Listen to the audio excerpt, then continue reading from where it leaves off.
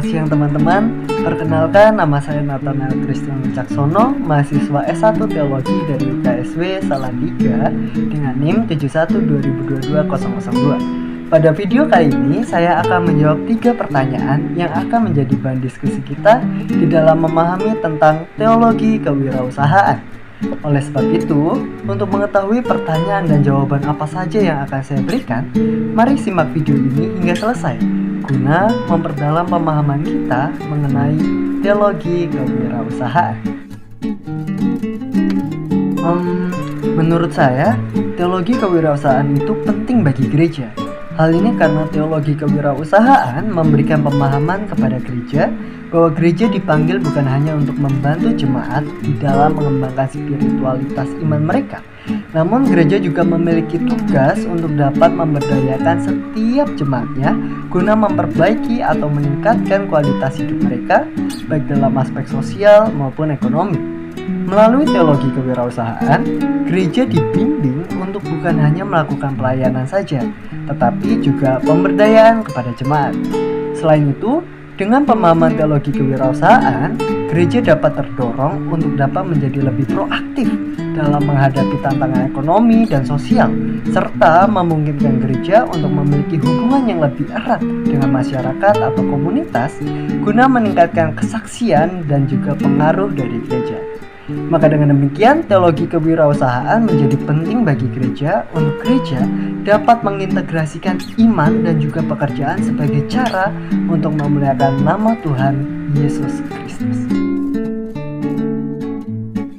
Menurut saya, terdapat salah satu teori yang mendukung teologi kewirausahaan, yaitu teori milik Paul Stevens. Paul Stevens merupakan seorang teolog dan ahli kewirausahaan dari Kanada, dan dalam bukunya yang berjudul God Business, Stevens menyatakan bahwa kita manusia dapat melayani Tuhan melalui pekerjaan kita.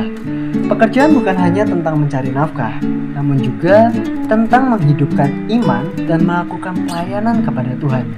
Bagi Stevens, pekerjaan yang kita lakukan dapat menjadi pelayanan kepada Tuhan apabila pekerjaan tersebut memiliki 6 prinsip di dalamnya.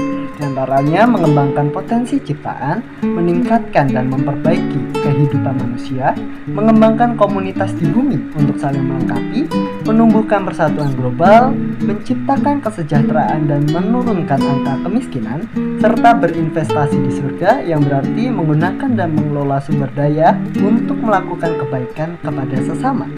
Melalui dukungannya terhadap teologi kewirausahaan, Stevens mengajak semua orang beriman untuk dapat melihat bahwa iman Kristen tidak boleh dibatasi hanya pada aktivitas gerejawi atau ibadah formal, karena seluruh kehidupan orang percaya, termasuk pekerjaan profesional dan kegiatan bisnis, merupakan bagian dari pengabdian kepada Allah, di mana dunia bisnis bukan wilayah sekuler yang terpisah dari iman, melainkan ruang panggilan dan pelayanan.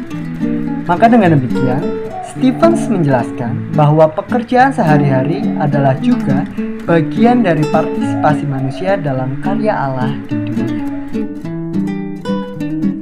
Refleksi yang saya dapatkan dalam pandangan Stevens terkait pemikirannya tentang teologi kewirausahaan adalah panggilan tidak hanya merujuk kepada pendeta atau rohaniwan, melainkan semua orang Kristen termasuk wirausahawan dan pekerja di berbagai bidang juga merupakan bentuk panggilan dari Tuhan. Iman Kristen tidak dibatasi hanya pada aktivitas gerejawi, karena pekerjaan profesional dan kegiatan bisnis juga merupakan bentuk pengabdian kepada Allah dan pelayanan kepada sesama. Pekerjaan sehari-hari dapat menjadi bagian dari partisipasi dan sarana bagi manusia untuk menghadirkan nilai kerajaan Allah apabila dijalankan dengan kesadaran iman, tanggung jawab etis, dan orientasi pelayanan. Dampaknya, ukuran keberhasilan tidak lagi semata-mata tentang profit, melainkan tentang nilai kebenaran, keadilan, dan dampak bagi sesama dan lingkungan. Jadi, panggilan Allah harus dipahami secara luas sebagai bentuk undangan dari Allah kepada seluruh manusia dalam berbagai profesi untuk terlibat secara aktif di dalam karya Allah.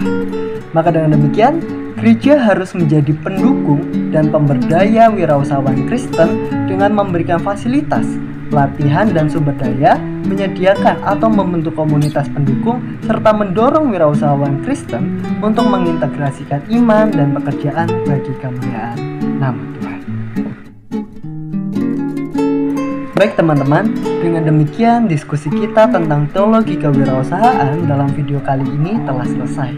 Maka closing statement yang akan saya berikan adalah, dalam semua yang kita perbuat, perbuatlah dengan sebaik-baiknya. Bekerjalah seakan-akan kita bekerja untuk Tuhan, bukan untuk manusia, seperti yang tercantum di dalam surat Kolose pasal 3 ayat 23 dan juga dalam surat Roma pasal 11 ayat 36 yang mengajak kita untuk perlunya menyadari bahwa segala sesuatu adalah dari Dia dan oleh Dia dan kepada Dia.